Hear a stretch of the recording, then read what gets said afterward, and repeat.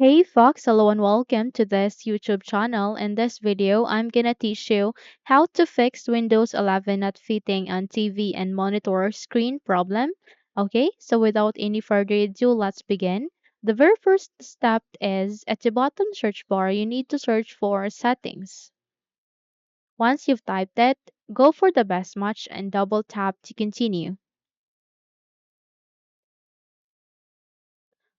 So here at the settings, directly proceed to the left side of your screen where you can see different options. Here you need to go with system next to home, click on it. And the moment you successfully open the system tab, okay, under this, proceed to the very first one which you can see display, monitors, brightness, night light, and display profile. Click on it. And here it has different section that you can go with, brightness and color and scale and layout. And since we have a problem on our display resolution, then we'll be proceeding to here, scale and layout. And the second of that, you can adjust the resolution to fit your connected display under the display resolution.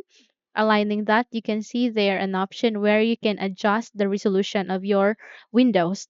Click this down arrow and here you need to select this 1920 by 180, which is the recommended resolution. Okay, go with this. Or simply if you can find 3840 by 2160, then I could recommend you to go with this.